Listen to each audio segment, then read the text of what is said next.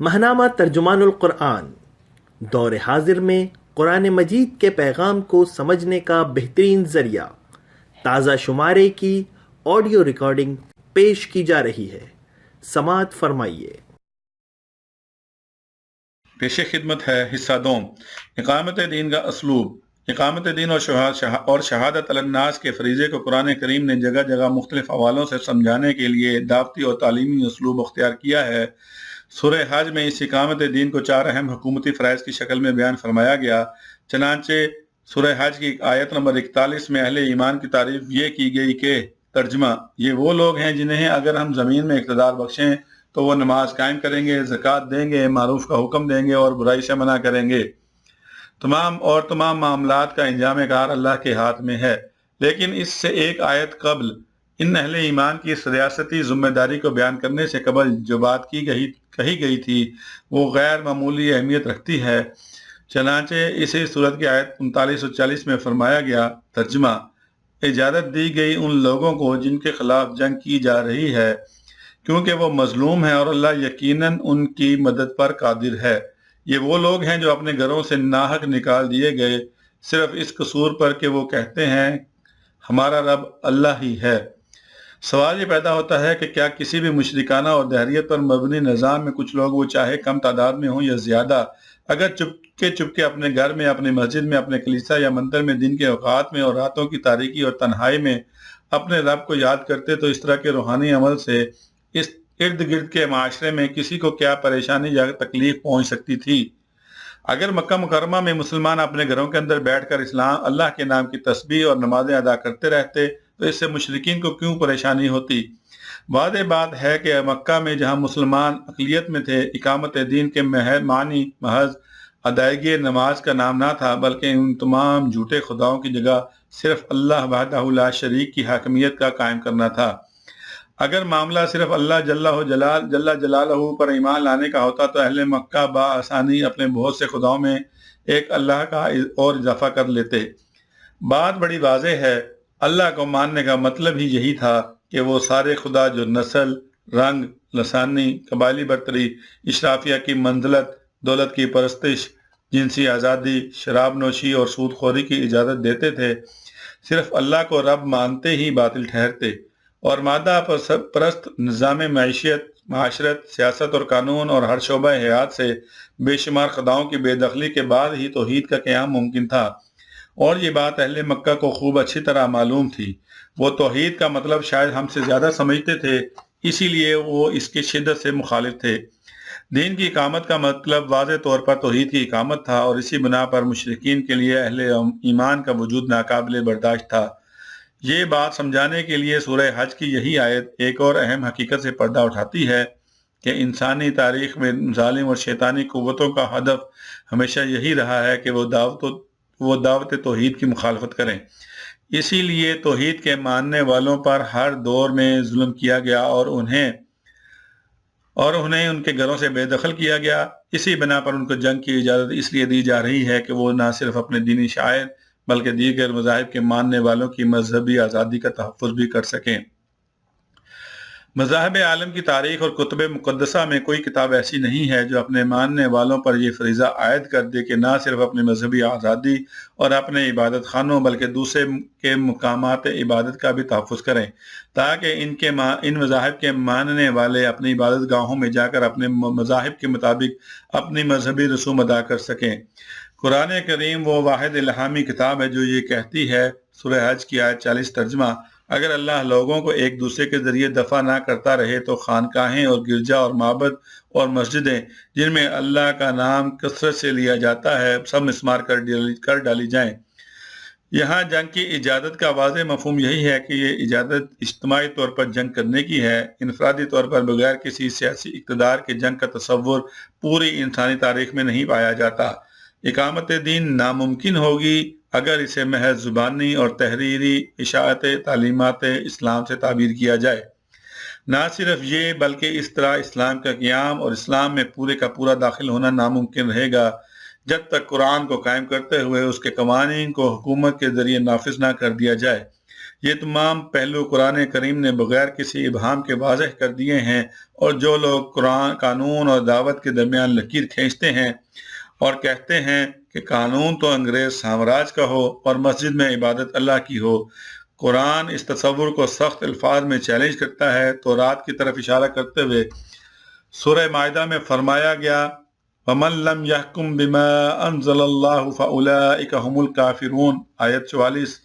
جو لوگ اللہ کے نازل کردہ قانون کے مطابق فیصلہ نہ کریں وہی کافر ہیں۔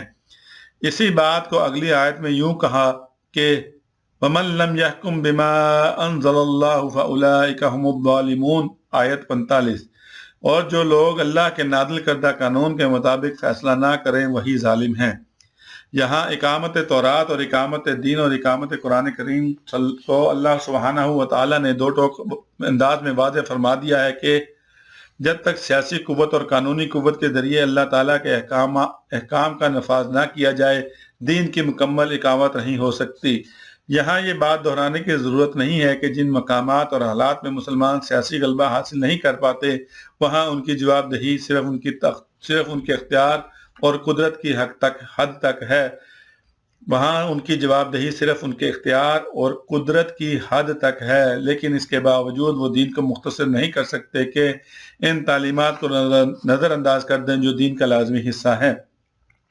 اقامت دین کے تصور میں یہ بات فطری طور پر شامل ہے کہ نہ صرف عبادات اور معاملات بلکہ سیاسی اقتدار اور نفاذ قانون کے بغیر دین کے قیام کا عمل مکمل نہیں ہو سکتا۔ سورہ یوسف نے اس پہلو کو نہایت واضح الفاظ میں ہمارے سامنے رکھا ہے۔ پہلے تو حضرت یوسف علیہ السلام اپنے جیل کے ساتھیوں سے دریافت کرتے ہیں کہ کیا بہت سے خداؤں کی بندگی اچھی ہے یا ایک مالک اور اعلیٰ ترین رب کی؟ پھر آپ ان تک وہ حق بات پہنچاتے ہیں جس کے لیے آپ اور تمام انبیاء کرام علیہم السلام بھیجے گئے۔ سورہ یوسف آیت 39 اور 40 ترجمہ: اے زندان کے ساتھیوں، تم خود ہی سوچو کہ بہت سے متفرق رب بہتر ہیں یا وہ ایک اللہ جو سب پر غالب ہے؟ اس کو چھوڑ کر تم جن کی بندگی کر رہے ہو وہ اس کے سوا کچھ نہیں ہے کہ بس چند نام ہیں جو تم نے اور تمہارے آباء و اجداد نے رکھ لیے ہیں۔ اللہ نے ان کے لیے کوئی سند نازل نہیں کی۔ فرما روائی کا اقتدار اللہ کے سوا کسی کے لیے نہیں ہے۔ اس کا حکم ہے کہ خود اس کے سوا تم کسی کی بندگی نہ کرو۔ یہی ٹھیٹھ سیدھا طریقے زندگی ہے، مگر اکثر لوگ جانتے نہیں ہیں۔ قرآن کریم نے حضرت داؤد، حضرت سلیمان اور حضرت یوسف علیہ السلام کے حوالے سے یہ بات وضاحت سے بیان فرمائی ہے کہ اقامت دین کے لیے نہ صرف ابلاغ کے ذریعے بلکہ ریاستی ذرائع کا استعمال دین کا تقاضا اور مطالبہ ہے۔ بس یہی وجہ ہے کہ دین زندگی کو دین، چرچ اور بادشاہت میں تقسیم کا روادار نہیں ہے۔ چنانچہ خاتم النبیین صلی اللہ علیہ وسلم کی شکل میں نبوت اور ریاست دونوں کو یکجا کرنے کے بعد ہی آپ صلی اللہ علیہ وسلم کے اس مجموعی داعیانہ کردار کو اسوہ حسنہ سے تعبیر کیا گیا ہے۔ جہاں آپ صلی اللہ علیہ وسلم کا ہر قول و عمل ایک سنت ہے، اور آپ صلی اللہ علیہ وسلم کی دعوتی زندگی جو 23 سالوں پر پھیلی ہوئی ہے اور جو مکی اور مدنی دونوں ادوار کی اپنی پوری جامعیت کے ساتھ امین ہے، اور جس کا نقطۂ عروج آپ صلی اللہ علیہ وسلم کا حج وداع کا خطبہ ہے، آپ کی سنت کبریٰ ہے جس کا دوسرا عنوان اقامت دین ہے۔ سیرت پاک صلی اللہ علیہ وسلم کی پیروی اور آپ صلی اللہ علیہ وسلم کے اسوہ کا قیام اسی وقت ممکن ہے جب آپ صلی اللہ علیہ وسلم کے مکی اور مدنی دور دونوں پر یکساں عمل کیا جائے اور مکہ کی 13 سالہ آزمائش بھری زندگی کی تکمیل کے مدنی مراحل کو الگ نہ کیا جائے۔ اسوہ حسنہ مکہ اور مدینہ دونوں کی یکجائی کا نام ہے۔ اسوہ حسنہ کی پیروی نامکمل ہوگی کہ اگر صرف چند اخلاقی اصول تو اختیار کر لیے جائیں اور آپ صلی اللہ علیہ وسلم کے قانونی کردار اور ریاسی معاملات میں آپ صلی اللہ علیہ وسلم کے رویے کو نظر انداز کر دیا جائے۔ اقامت دین صرف اسی وقت صحیح طور پر ہو سکتی ہے جب یہ دونوں پہلو یکجا ہوں اور ان میں کوئی فاصلہ نہ پایا جائے۔ اقامت دین اور عصری رویے، ان قرآنی حقائق کی روشنی میں دو اہم عصری رویوں پر غور کرنا بھی ضروری ہے۔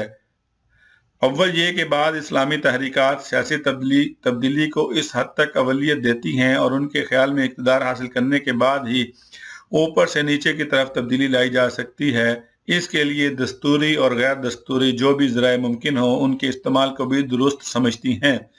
دوسرا رویہ یہ ہے کہ راستہ صرف ایک ہے، یعنی نچلی سطح سے اوپر کی جانب پیش قدمی، جس کے معنی یہ ہیں کہ اجتماعی امور کو متاثر کرنے اور ان کے صورت گری کی فکر کرنا بات کی بات ہے۔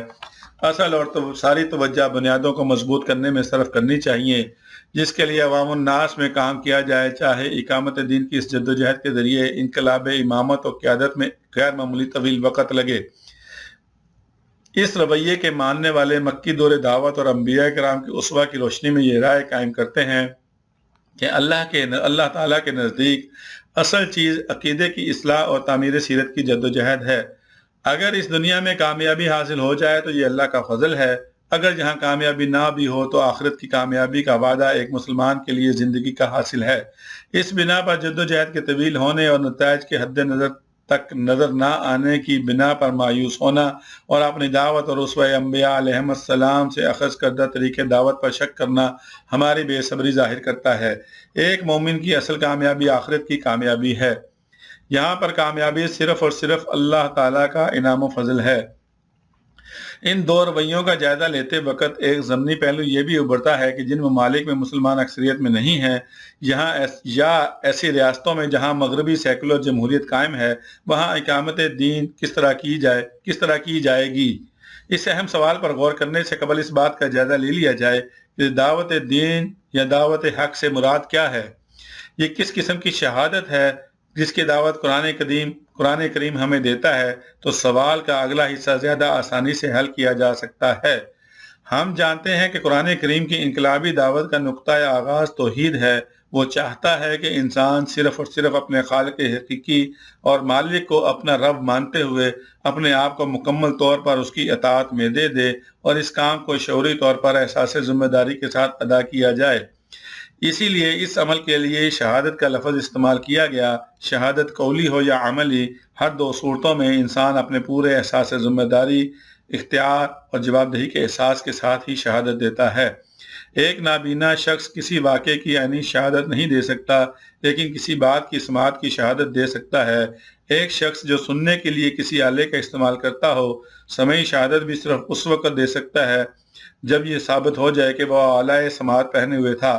اس لیے قرآن کریم جب شہادت حق کی بات کرتا ہے تو وہ اہل ایمان سے توقع رکھتا ہے کہ وہ اپنی زبان سے ہی نہیں بلکہ اپنے طرز عمل، طرز فکر، اپنے معاشی، سیاسی، معاشرتی رویے سے توحید کی شہادت دیں گے۔ قرآن کریم جب کسی انسان کو ایمان لانے کی دعوت دیتا ہے تو بات قولی اقرار تک نہیں رہتی، فوراً اس اقرار کو ناپنے کا پیمانہ بھی پیش کر دیا جاتا ہے کہ صلاۃ قائم کرو اور زکوٰۃ دو۔ یہ دونوں عبادات اقامت دین کی اولین مظہر ہیں اور اسلامی معاشرے کی پہچان ہیں۔ مدینہ منورہ پہنچنے پر سب سے پہلا کام جو کیا گیا وہ مسجد کے قیام کے ساتھ مدینہ کے اقتدار اعلیٰ کا فیصلہ تھا۔ چنانچہ میثاق مدینہ قلم بند کیا گیا اور اس طرح اقامت صلاح اور اسلامی ریاست میں مدینہ منورہ پہنچنے پر سب سے پہلا کام جو کیا گیا وہ مسجد کے قیام کے ساتھ مدینہ کے اقتدار اعلیٰ کا فیصلہ تھا۔ چنانچہ میثاق مدینہ قلم بند کیا گیا اور اس طرح اقامت صلاح اور اسلامی ریاست میں غیر مسلموں سے تعلقات کی نوعیت کا تعین، نظام عدل کا قیام، معاشرے سے فواحش اور منکرات کے خاتمے کی بنیادیں رکھ دی گئیں۔ سورہ مائدہ کی آیت نمبر 8 میں فرمایا گیا، یا ایھا الذین آمنوا کونوا قوامین للہ شہداء بالقسط، اے لوگو جو ایمان لائے ہو، اللہ کی خاطر راستے پر قائم رہنے والے اور انصاف کے ساتھ گواہی دینے والے بنو۔ اسی بات کو سورہ بقرہ کی آیت نمبر 143 میں زیادہ وضاحت سے یوں فرمایا گیا، وَكَذَلِكَ جَعَلْنَاكُمْ أُمَّةً وَسَطًا لِتَكُونُوا شُهَدَاءَ عَلَى النَّاسِ وَيَكُونَ الرَّسُولُ عَلَيْكُمْ شَهِيدًا، اور اس طرح تو ہم نے تم مسلمانوں کو ایک امت وسط بنایا ہے تاکہ تم دنیا کے لوگوں پر گواہ ہو اور رسول تم پر گواہ ہو۔ یہ اتنا اہم فریضہ ہے کہ اگر اسے ادا نہ کیا جائے یا اس سے روگردانی بڑھتی جائے تو قرآن اس پر وعید کرتا ہے، وَمَنْ أَظْلَمُ مِمَّنْ كَتَمَ شَهَادَةً عِنْدَهُ مِنَ اللَّهِ، سورہ بقرہ آیت 140۔ اس شخص سے بڑا ظالم اور کون ہوگا جس کے ذمے اللہ کی طرف سے ایک گواہی ہو اور وہ اسے چھپائے۔ چنانچہ جو شہادت حق کو چھپاتا ہے اللہ تعالیٰ اس پر ذلت اور غلامی مسلط کر دیتا ہے۔ سورہ بقرہ کی آیت نمبر 61 میں فرمایا گیا ضربت علیہم الذلۃ والمسکنۃ وباءوا بغضب من اللہ، ذلت اور خواری اور پستی و بدحالی ان پر مسلط ہوگی اور وہ اللہ کے غضب میں گر گئے۔ اقامت دین ہی وہ واحد عمل ہے جو ذلت و محکومی سے نجات دلاتا ہے، لیکن یہ کس طرح ہو؟ کیا محض اجتماعات میں تقاریر سے یہ کام ہو سکتا ہے، یا سال میں 3 مرتبہ کسی مقام پر چند منتخب افراد کا 3-4 دن کے لیے یکجا ہو کر مطالعہ قرآن اور حدیث اور نوافل کا اہتمام کرنا اس کے لیے کافی ہے، یا جب تک سیاسی اقتدار حاصل نہ کر لیا جائے؟ تزکیہ اور تربیت کردار کو یکساں اہمیت دیتے ہوئے تبدیلی قیادت و نظام اور حصول اقتدار کی منظم جدوجہد کے ذریعے معاشرے کی تطہیر کی جدوجہد کا نام اقامت دین ہے۔ تزکیہ و تربیت کردار کو یکساں اہمیت دیتے ہوئے تبدیلی قیادت و نظام اور حصول اقتدار کی منظم جدوجہد کے ذریعے معاشرے کی تطہیر کی جدوجہد کا نام اقامت دین ہے۔ اقامت دین کا یہ قرآنی شعور ہر دور میں تحریکات اسلامی کے کارکنوں کے لیے اقامت دین کا یہ قرآنی شعور ہر دور میں تحریکات اسلامی کے کارکنوں کے ذہن میں اٹھنے والے سوالات کا تسلی بخش جواب فراہم کرتا ہے۔ ایک سادہ مثال سے مزید وضاحت کی جا سکتی ہے۔ ایک ڈاکٹر کے پاس جب ایک مریض آتا ہے جس کی نبض کی رفتار درست نہ ہو، قلب بھی صحت مند نہ ہو، خون کا دباؤ بھی زیادہ ہو، سانس لینے میں بھی دقت پیش آ رہی ہو، رات کو سو بھی نہیں سکتا، تو وہ اس کا مکمل جائزہ لینے کے بعد ہی یہ طے کرتا ہے کہ اصلاح کا آغاز کہاں سے کیا جائے۔ چنانچہ معائنے کی روشنی میں ہی وہ دعائیں تجویز کرتا ہے۔ اسی طرح اگر کسی مقام پر مسلمان اقلیت میں ہوں اور وہ دین کی تمام تعلیمات کی اقامت نہ کر سکتے ہوں تو اقامت دین کا آغاز انہی اقدامات سے ہوگا جن کے کرنے پر وہ آزاد اور مختار ہوں۔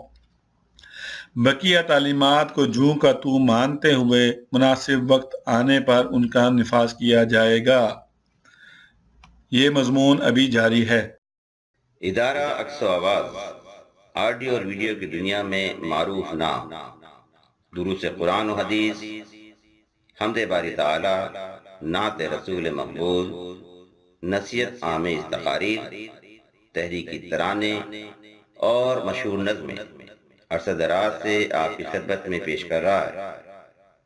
دعوت و تبلیغ کے لیے ادارہ عکس و آواز ایک منفرد انداز کے ساتھ